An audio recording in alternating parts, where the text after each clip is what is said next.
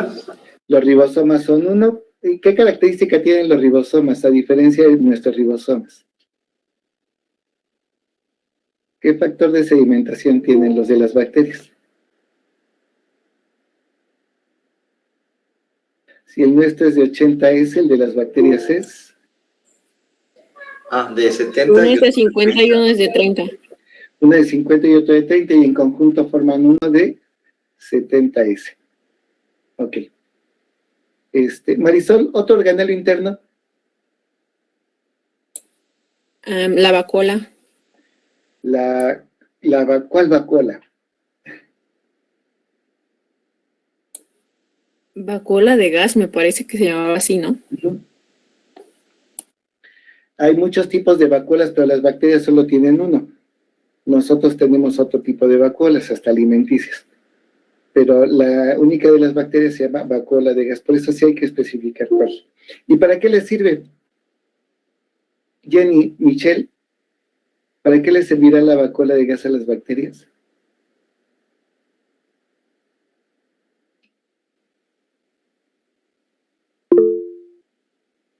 ¿O José, Isaías? Creo que había dicho que era para que pudieran flotar, ¿no? Pero Es como un salvavidas. En efecto, se agarra el salvavidas y todas las burbujas tienden a subir hacia la superficie. Y eso implica que tiene que estar necesariamente en bacterias que viven ¿en dónde? ¿En el agua? En el agua, y que además para estar cerca de la superficie requieren la luz, por lo tanto las bacterias son... fotosintéticas. Fotosintéticas. Exacto, muy bien todos. A ver, ¿qué organelo se utiliza para la conjugación bacteriana?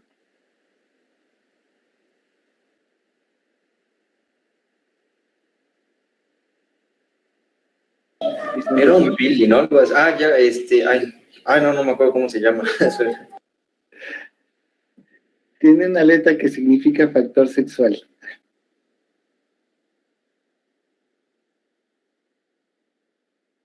¿Alguien?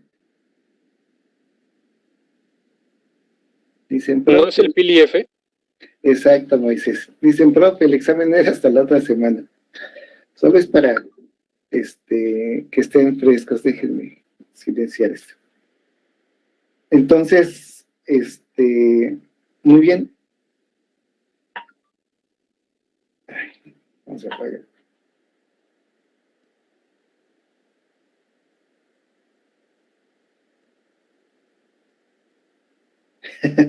Ok, no hay cuidado para los mensajes que me acaban de mandar. Entonces, voy a compartirles pantalla, y esto fue un ligero repaso. ¿Recuerdan cuál es el organelo que sirve para la locomoción?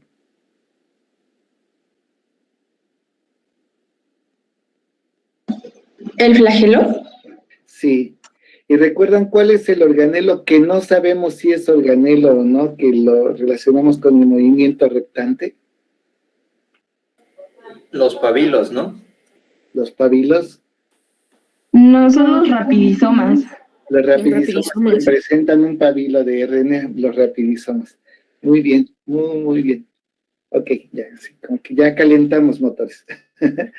Ok, comparto pantalla.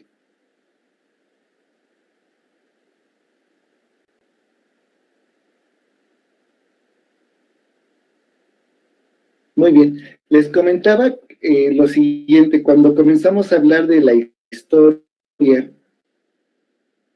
de los organismos, cuando vimos a Leeuwenhoek, a Buffon, Spallanzani, Needham, Pasteur, etcétera, lo que vimos fue cómo comienza la ciencia a nacer como tal, la ciencia de la clasificación, y también cómo comenzamos a buscar trabajar y comprender a la vida, a los seres vivos. El problema de las ciencias biológicas es que la clasificación comenzó con Carlos Linneo. muchos conceptos se quedaron durante mucho tiempo, incluyendo la teoría de la evolución. Y para eso me voy a regresar a lo que comenzamos viendo al principio del programa, que fue la sistemática, la taxonomía sistemática y clasificación. ¿Sí? Entonces, miren. Cuando hablamos de la clasificación de los seres vivos, ahora sí ya puedo tocar algunos otros conceptos. Hablábamos también de lo que es lo siguiente. La sistemática, como la conocemos, ha tenido muchos conceptos a lo largo del tiempo y ha cambiado. Dentro de la presentación que ya subí, que es esta misma, van a ver que varios autores comentan diferentes cosas en relación a los conceptos de taxonomía y sistemática. Básicamente, la sistemática abarca este esquema circular que vemos aquí. Hace tiempo se pensaba que la taxonomía y la sistemática eran exactamente lo mismo. Les estoy hablando hace unos 20 años, ¿no? Más o menos su edad. Cuando esto tiene ya va para los 150 años. Entonces,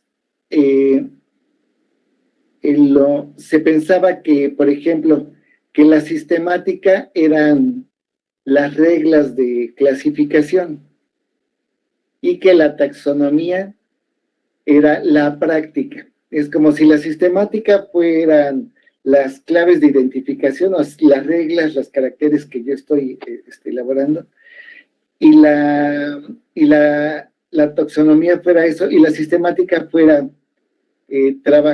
aplicarla e identificar un organismo allá en el campo o una planta con esas reglas, como si fuera teoría y práctica. La verdad es que estos conceptos han cambiado a lo largo del tiempo. En otro momento se dijeron que eran sinónimos por diferentes autores. Ok. Entonces, la sistemática abarca la taxonomía, ¿sí? Y la taxonomía genera varias características. Habla de que reconoce a los individuos, reconoce a los taxones. La palabra taxón es una forma de llamarle a las especies. Taxón es especie en singular y taxa es especies en plural. Es la nomenclatura que trabaja la taxonomía. ¿Sí? Permite la cuestión del individuo, lo identifica y le da nomenclatura, le da nombre. ¿Sí? Entonces, ¿cuáles son las características de la taxonomía? De acuerdo a Berman en el 2011, es el estudio de los principios, y no solo el estudio de los principios, sino la práctica de clasificación. Les comentaba que antes decían que taxonomía era el estudio de los principios, poner las reglas, y la práctica era la sistemática. Ahora ya la taxonomía ya es la teoría y práctica de la clasificación, los principios y la práctica de la clasificación. Sí. A eso es a lo que definimos como taxonomía. También la sistemática, otra parte de la sistemática es que reconoce a la evolución y el estudio de la evolución dentro de la sistemática. Algo bien interesante, porque, bueno, básicamente la evolución lo que hace es que investiga las causas y fuentes de la diversidad. Es decir, la evolución nos explica por qué hay tantas especies. Cuando salen al campo y ven todas las plantas, acaba de entrar alguien más. Déjenme aceptarlo. No entró. Sonó. Cuando nosotros trabajamos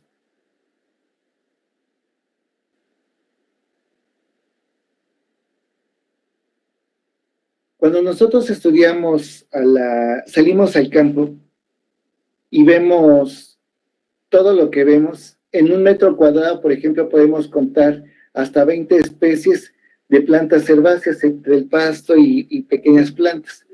Pueden hacer ustedes un intento, solamente fijándose en cuántas plantas de hojas diferentes se encuentran en un pequeño espacio, y me refiero a plantas pequeñitas, no a árboles ni cosas así. Por ejemplo, en la selva chiapaneca se ha descubierto casi por especie de árbol de 1 a 2 especies de escarabajos que habitan exclusivamente esa especie de árbol. ¿Sí? Entonces, muchos entomólogos lo que hacen es que, a ver, estas especies de árboles ya las tenemos, vamos por una nueva especie, para estar describiendo especies nuevas, ¿no? Por ejemplo. La evolución lo que hace es que explica esa diversidad, explica por qué tenemos tantos organismos y qué procesos ha dado lugar a esos organismos. Esos procesos son a lo que llamamos evolución. ¿Sí? Algo que tienen que saber es que el libro del origen de las especies, escrito en 1859, realmente el impacto mayor ocurrió casi hasta la década de los 60. Y eso ocurrió porque básicamente lo que hacíamos antes de eso era clasificar e identificar. Hasta que comenzamos a trabajar cuál era el origen de la vida, algunos otros empezaron a aceptar y a profundizar en el origen de las diferentes especies. Por ejemplo, cuando terminó la Segunda Guerra Mundial y la Rusia de Lenin, que ahora se alzaba como una superpotencia, porque tenía también la bomba atómica, igual que los Estados Unidos, buscaron hacer una ciencia socialista. Hay algunos videos biográficos de la vida de Lenin, donde quien no estuviera de acuerdo con Lenin, pues prácticamente era fusilado. Entonces, Lenin lo que quería era generar una buena imagen de él hacia el pueblo. Entonces buscaba que científicos que probaran que las teorías del socialismo explicaban las ciencias, ¿no? Por ejemplo, entre otras cosas. Y entonces ellos rechazaban la ciencia occidental.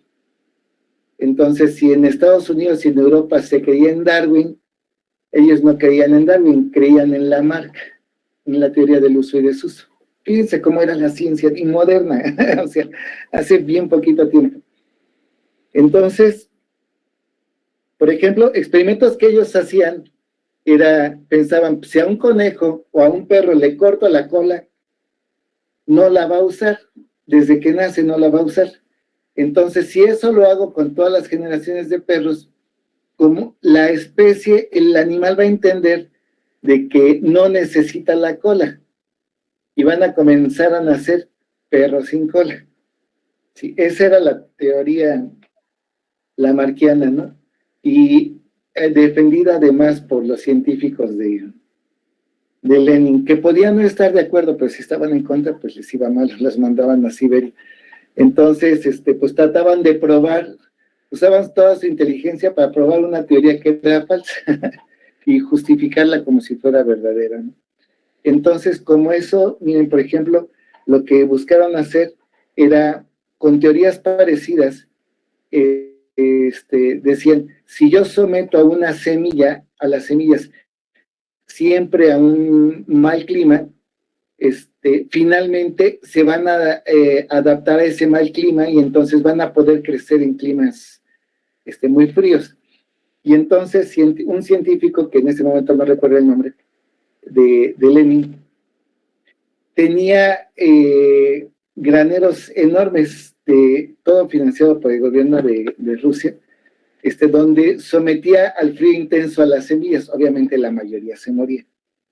Y entonces se le ocurrió probar a los 4 o 5 años que en lugar de sembrar con semillas normal, metieran esa semilla. ¿Qué creen que pasó?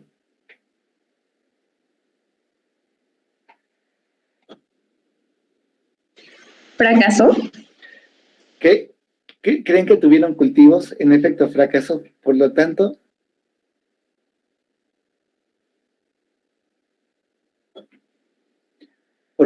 hubo poblaciones, estados completos en Rusia que la gente estaba muriendo de hambre, porque no se dieron los cultivos. Y entonces lo que hizo Rusia fue comenzar a importar granos para no perecer de hambre de las colonias africanas, por ejemplo, que eran de los grupos socialistas, de Cuba, que era socialista, comenzó a importar alimentos y granos, ¿no? Para tratar de llevar bien las cosas. Y este científico pues simplemente dijo que aún no era el tiempo, que la semilla no se había adaptado y le dieron más tiempo. Y ya después, cuando se murió Lenin, creo que lo desaparecieron. Algo le pasó. Pero Lenin nunca cargaba con la culpa de ellos, ¿no? Ellos querían tener su propia ciencia hasta donde llegan las cuestiones. Bueno, les hablaba que la teoría de la evolución no tuvo impacto hasta casi un siglo después, precisamente por este tipo de cosas que sucedían en diversos países, ¿no? En Estados Unidos no era la excepción, porque había algunas teorías rusas que eran correctas, y cuando algún científico norteamericano apoyaba esa teoría diciendo que sí también era correcta, podía perder el trabajo, era perseguido político, lo sacaban de la universidad, porque lo acusaban de comunista, ¿sí? Entonces perdía muchos derechos sociales. Así era. Y así es en algunos otros aspectos hoy en día. Y la clasificación, la sistemática, también lleva el estudio de lo que llamamos filogenia. La sistemática tiene 3 puntos: taxonomía, evolución y filogenia. La filogenia es la historia evolutiva de las especies. O sea, la evolución explica por qué se dan tanta diversidad actual, y la filogenia explica cuándo y dónde ocurren los procesos evolutivos. Y algo más interesante, establece relaciones de parentesco. ¿Sí? La filogenia nos dice que los perros, los coyotes, los lobos y los zorros son parientes, ¿sí? Por los lazos que se establecen, las relaciones que establecen. Establecen los árboles evolutivos, ¿no? Y ahí aparecen las relaciones. Muy bien. Entonces, en los años 50 y 60 comenzó a aparecer, siempre habíamos clasificado por características biológicas, ¿no? Bueno, siempre habíamos clasificados por características morfológicas, es decir, si teníamos un animal como este que tengo acá, veíamos si tenía pelaje, si tenía plumas, si tenía colmillos grandes, sus hábitos, si su cola era corta, larga, el tipo de ambiente donde vivía, etcétera. Pero básicamente nos dedicábamos a características morfológicas. Entre los 50 y 60 nos dimos cuenta de que confundíamos o teníamos varias especies distintas que las teníamos clasificadas como si fuera una sola, pero que podían ser especies distintas. Afortunadamente, para ese entonces la tecnología fue mejorando. Recuerden que por esos años se descubrió la estructura del genoma y se comenzó a hacer el mapeo del genoma humano entre esos años. Entonces, a partir de esos años, esa necesidad de ser más precisos nos permitió usar nuevos caracteres, nuevas diferencias. Esos caracteres eran de conducta, etológicos, fisiológicos, como por ejemplo en el caso de las bacterias, si es aerobia, si es anaerobia, es decir, si vive en presencia o en ausencia de oxígeno, o si solo vive en presencia de pequeñas concentraciones de oxígeno, etcétera. O moleculares, empezamos a hacer mapeos genéticos. Primero empezamos con si tenía cierto tipo de proteínas en membrana o no, y después empezamos a hacer mapeos genéticos. Y también conductas ecológicas en donde viven, ¿no? Además de usar eso, comenzamos a usar algoritmos matemáticos. De hecho, nació una sistemática, una corriente de sistemática con ese último. Existen 3 corrientes. La escuela fenética, a la que vamos a llamar taxonomía numérica, que es precisamente que utiliza algoritmos matemáticos para hacer relaciones entre grupos. La otra es la sistemática filogenética, y la otra es la taxonomía evolutiva. Entonces, actualmente existen esas 3 corrientes. La más usada es la taxonomía numérica, actualmente.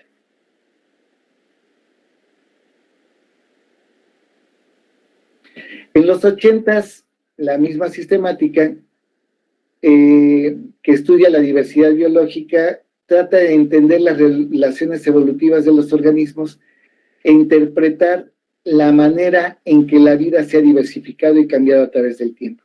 Este es el concepto de sistemática, propuesto por Will en 1981, aunque muchos otros la cambiaron a lo largo del tiempo. Se rescató el concepto de sistemática. Entonces, básicamente, si seguimos este esquema de sistemática, tendríamos este de acá. Estudia la diversidad biológica. La diversidad biológica es lo que tenemos aquí. Trata de entender las relaciones evolutivas de los organismos, estas, e interpretar de la manera en que la vida se ha diversificado y cambiado a través del tiempo. Es decir, eso se llama filogenia. ¿Sí? El concepto de Wiley es el concepto más aceptado para sistemática. ¿Ok?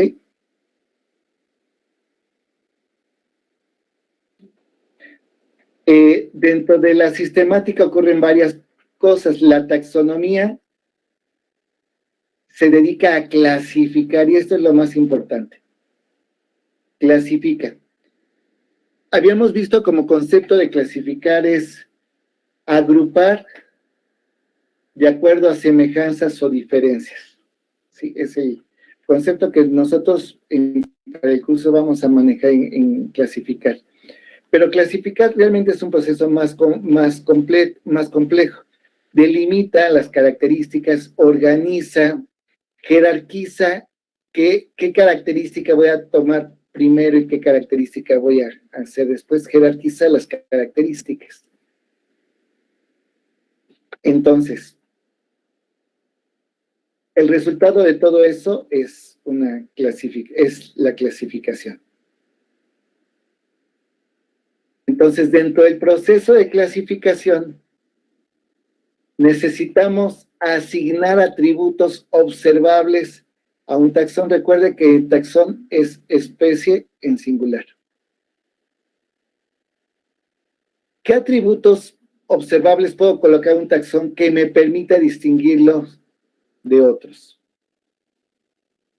Por ejemplo, voy a colocar otra diapositiva ahí abajo. Por ejemplo, si yo coloco, lo voy a colocar así, si yo coloco aquí, ¿qué les gusta?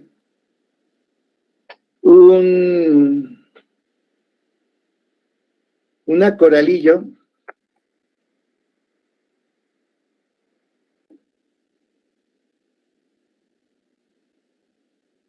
y tengo también un caballo, un ave o un halcón.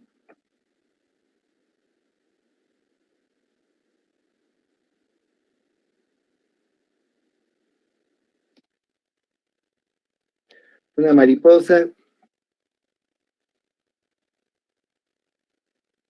una oruga,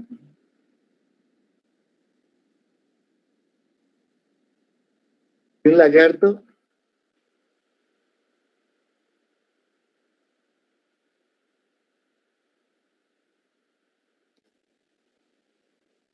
y voy a poner una cascabel. Ok. ¿Qué características puedo usar yo para agrupar algunos de estos organismos? O sea, les pregunto, ¿el alcohol y la coralillo podrían estar dentro del mismo grupo? ¿No? ¿No? ¿Quiénes podrían estar dentro del grupo de la coralillo? La cascabel y la oruga, tal vez. ¿La oruga? ¿Por qué la oruga? ¿Y por qué la cascabel? La cascabel porque igual se arrastra como el coralillo y la oruga también. Ah, entonces si buscamos organismos que se arrastren, pero ¿tú crees que la oruga sea pariente de la cascabel y la coralillo? No. Ok, entonces el que se arrastren no sería una buena. Si yo pusiera aquí un caracol, también lo agruparíamos, ¿no? Pero no tienen relación. ¿Sí me explico? Entonces, ¿qué grupos de animales tenemos como grupos?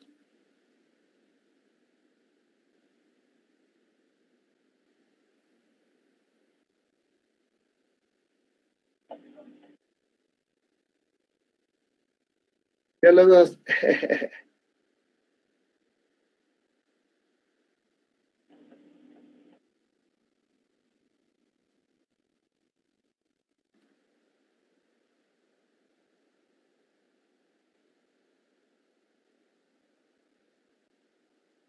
¿No?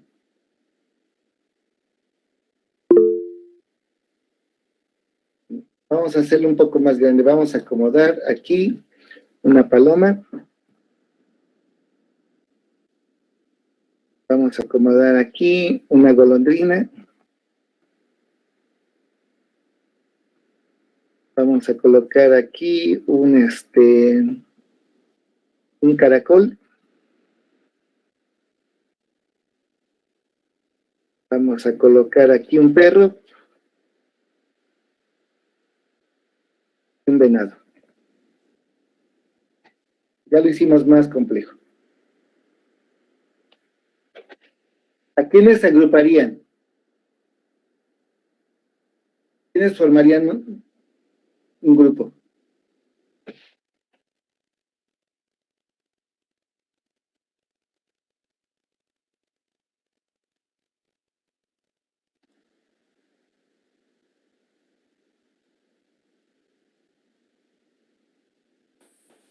Sería el halcón, la paloma y la golondrina. Ok, entonces el halcón, la golondrina y la paloma. Muy bien. ¿Qué otro grupo tendríamos? La mariposa, el caracol y la oruga. La mariposa, La oruga el caracol y la oruga. y la oruga. Muy bien. ¿Qué otro grupo tendríamos?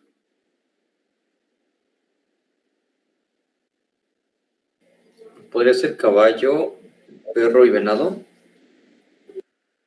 A ver, venado, perro y el caballo todavía no lo saqué.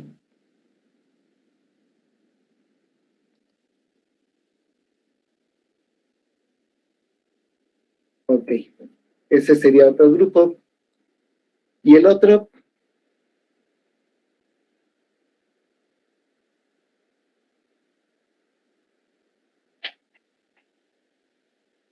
¿El lagarto se va solo? ¿Se iría con la cascabel y el coralillo? Ok. Cuando respondan, no lo hagan como si preguntaran, sino afírmenlo. Si se equivocan no pasa nada, pero traten de afirmarlo, ¿vale? Es decir, en lugar de decir, ¿se iría con la cascabel y el coralillo? Digan, está con la cascabel y el coralillo, o se va con la cascabel y el coralillo, ¿no? Entonces ya tenemos 4 grupos. ¿Y ustedes qué razonamiento usaron para agruparlos?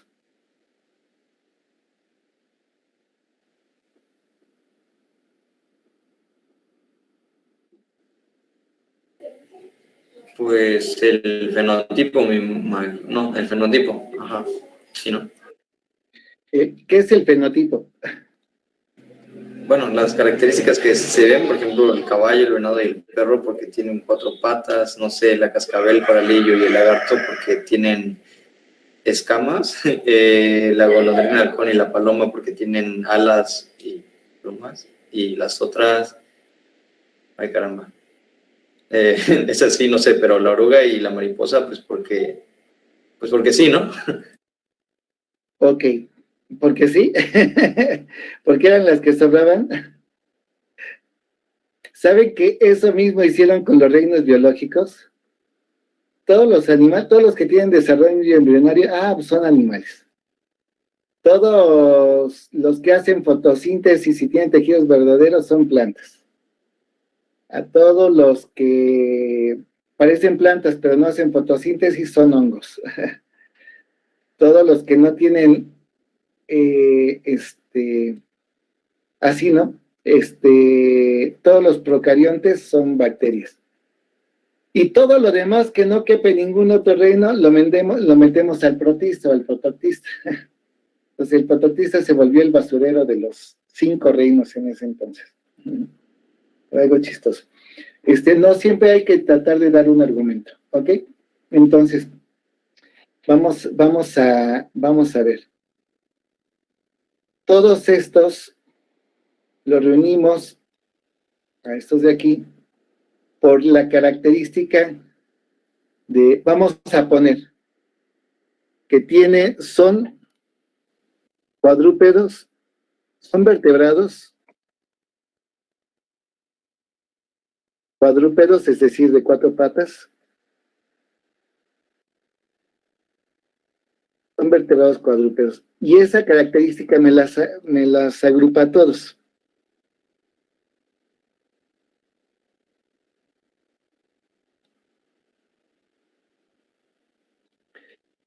Los que siguen, ¿cuál sería la característica que los agrupa?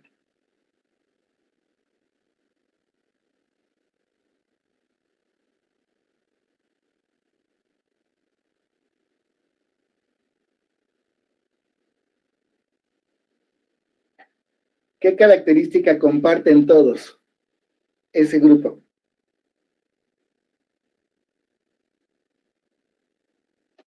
Vamos, biólogos. Que son ovíparos. Son Que ovíparos. son reptiles. Bueno, los pollos, los aves también son ovíparos. Son reptiles, pero no lo digas así. ¿Qué características reúnen? O sea, el que sea reptil no me dice una característica, me da un nombre. Me diría algo, por ejemplo, los de arriba son vertebrados, o sea, tienen huesos.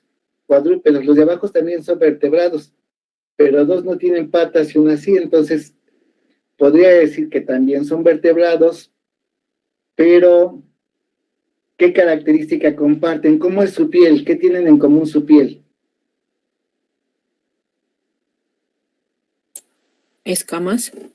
Todos tienen escamas. Y además, su sangre es...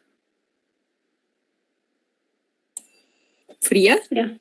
Ok, son de sangre fría, son poiquilotérmicos. No sé si ya vieron esos términos en alguna otra materia.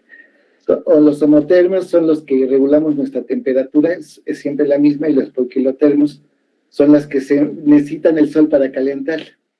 Entonces, la característica de ellos, por lo tanto, es que son vertebrados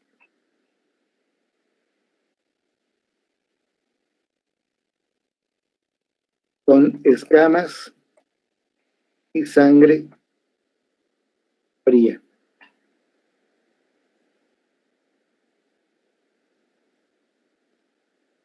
Esa sería su característica, que los agrupa a todos. Ningún otro organismo del otro grupo tiene esa característica. ¿Sí? Ni los caracoles son vertebrados, ni los halcones tienen escamas. Ok, ahora vamos con la característica que une a todos estos. ¿Cuál sería?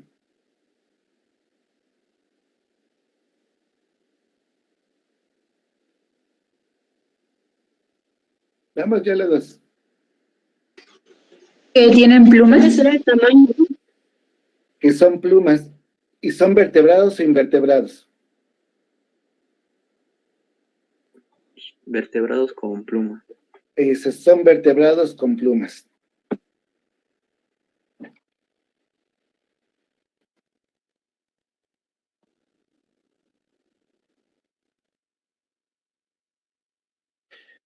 Podríamos decir, pues es que 3 son vertebrados, decir vertebrados está de más.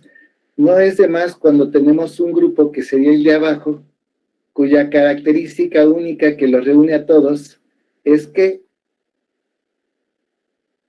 son ¿qué? Invertebrados. Todos son invertebrados.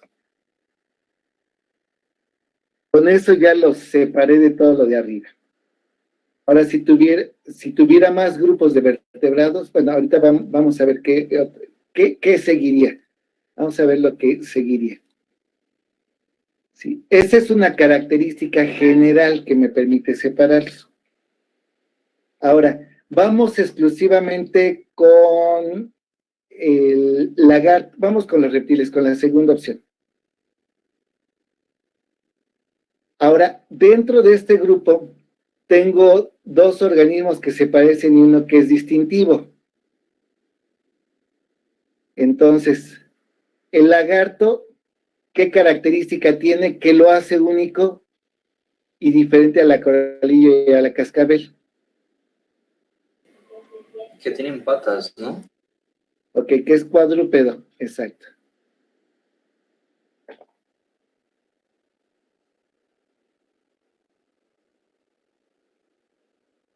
Esa lo podría poner acá arriba, pero como tiene escamas y sangre fría, ya no entra. Acá arriba podríamos poner que tienen pelaje. Por ejemplo, para hacerlos más diferentes todavía, si quieren. Escamas y plumas, o sea, podemos agregar eso. Y por el otro lado tenemos,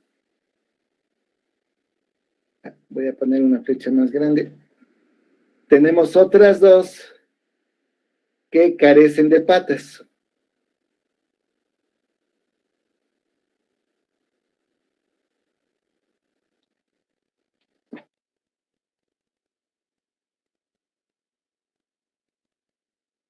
Ahí entra la coralillo y la cascabel. Las 2 son venenosas. Ok. Con esto, yo podría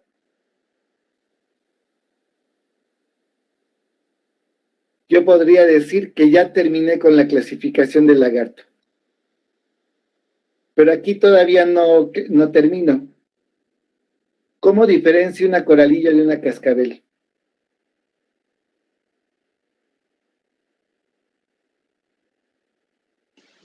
Por su forma, sus colores. Dime una diferencia. Por ejemplo, el coralillo tiene, no sé si voy a saber lo correcto, pero creo que tiene color negro, rojo y blanco, y la cascabel sí no sé qué color tiene, pero no es como la coralillo. Ok, entonces vamos a poner aquí.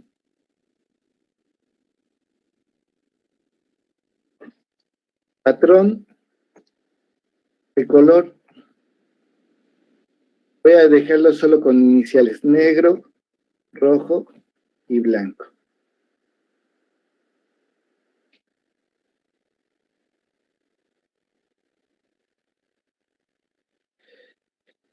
Y la otra, podría buscar algo más distintivo. ¿Qué caracteriza a todas las cascabeles? Que tienen un cascabel en la cola. Exacto. De hecho, eso lo podría haber usado nada más como distintivo. ¿Tiene o no tiene?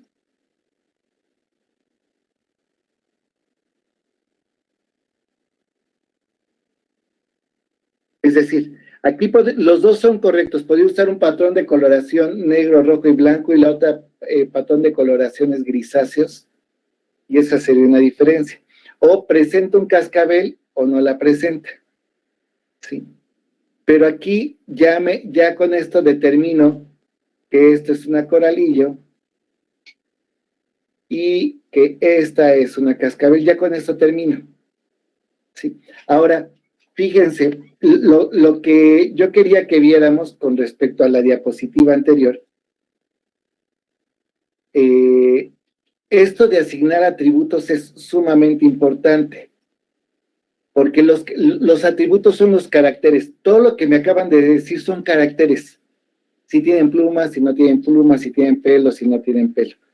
Entonces, estos caracteres pueden ser así de forma, fisiológicos, químicos, ecológicos.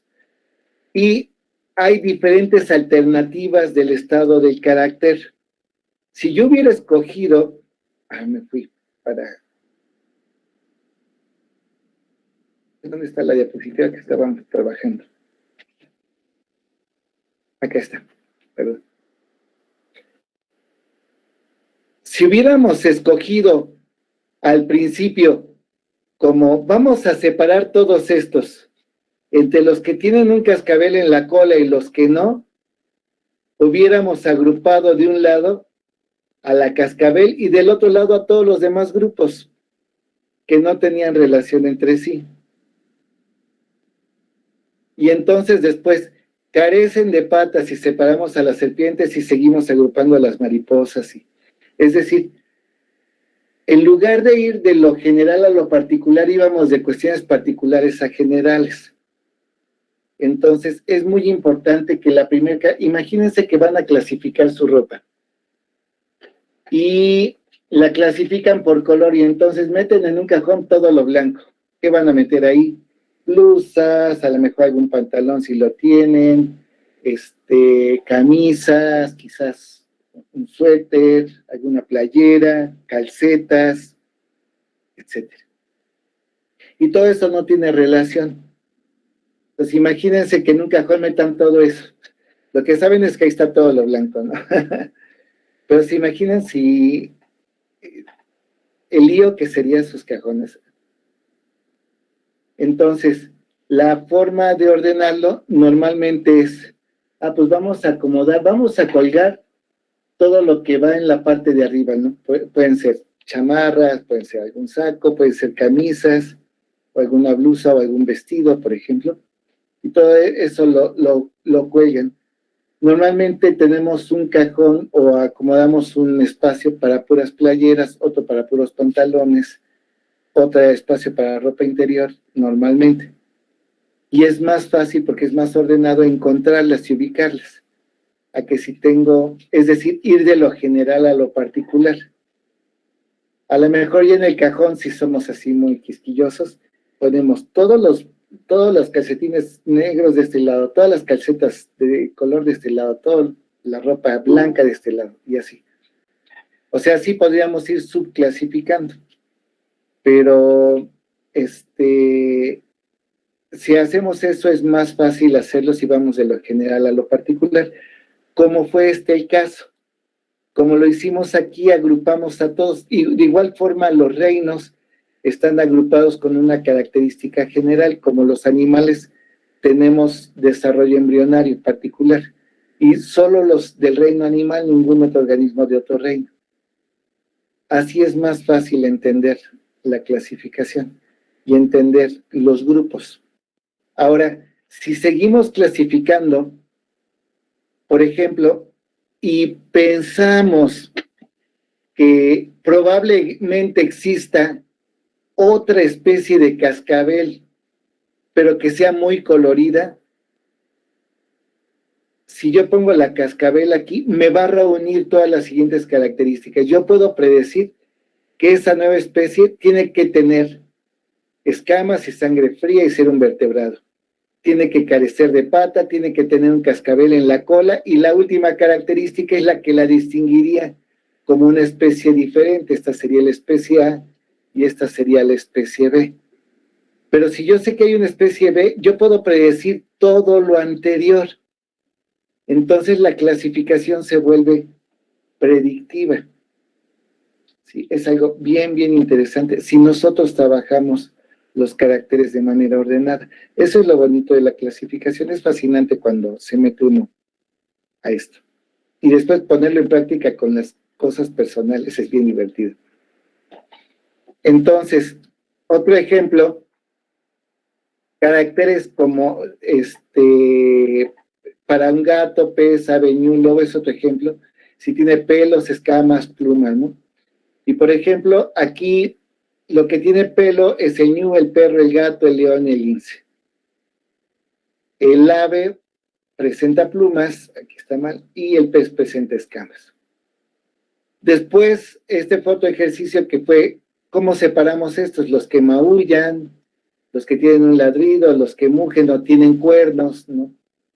Si es cuadrúpedo, y si tiene, por ejemplo, cuadrúpedo, todos. Pero si tienen dedos, o si tienen pezuñas, o si tienen melena, ¿cómo separo al león del lince si presenta melena o no presenta, o por el tamaño? Entonces, yo debo de ir escogiendo estos caracteres para que entre mejor los escoja, mi clasificación va a ser más ordenada. Último ejemplo, miren. Imaginemos que todos estos organismos están revueltos. Tengo todos los triángulos revueltos con cuadrados, con estos otros rectángulos y con estas flechas. Y cada uno representa a grupos diferentes, como si fueran aves, mamíferos, etc. La forma general de separarlo podría ser, su perímetro consta de 3 lados. Y aquí tengo todos los triángulos. Aquí puedo decir, presenta 4 ángulos, pero aquí también. Pues para diferenciar, de 90 grados rectos. Y aquí presenta 4 ángulos de 90 grados redondeados. Y eso me lo separa. Y aquí su perímetro consta de 7 lados. ¿Cuál? 1, 2, 3, 4, 5, 6 y 7. Entonces, ningún otro tiene 7 lados. Entonces, con eso agrupa todas las flechas. Y después puedo ir separando por colores. Los azules son una especie, los naranjas son otra, los amarillos son otra, y los negros son otro grupo emparentado. Por ejemplo, podría tener un tercer negro con una manchita. Entonces, aquí lo separo por tamaño y esta es una especie, y después esta manchita se va a volver el diferenciador para que me dé 2 especies. ¿Sí? Aquí está en cómo qué caracteres voy considerando para irlos separando. ¿Sí? Por eso es que no hay un taxónomo. Taxónomo es el que se dedica a clasificar. No les llamamos sistemático, les llamamos taxónomo. Que trabaje todos los reinos biológicos. Es más, ni siquiera en la botánica hay alguien que se sepa todas las plantas. Solamente hay especialistas en grupos de plantas con flores, o especialistas en plantas de lechos, especialistas así en diversos grupos. Los que se dedican a peces no trabajan aves, por ejemplo. Entonces, ¿por qué? Porque las diferencias son muy sutiles y son muchas. Entonces, ser especialista en este grupo y además en este y además en este, se vuelve bastante complejo. ¿Sí?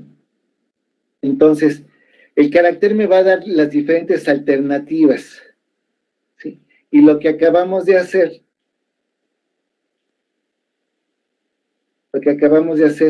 es realizar una lista precisa y completa de caracteres taxonómicos en estos ejercicios. Entonces, como ejercicio de clasificación, ese sería, esto que acabamos de hacer, sería uno, ¿no? Esa es la forma de clasificar. Entonces, la sistemática tiene la cuestión de la taxonomía, la evolución y la filogenética. Abarca las 3.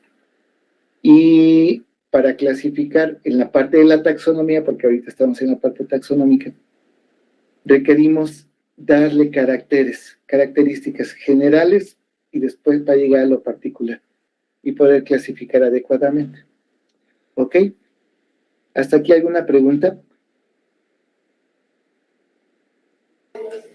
No, profe, gracias. No, por favor. Ok. Está interesante la clasificación. Entonces, con esto terminamos esta parte y nos vemos el jueves para la otra parte. ¿Vale? Muchas gracias.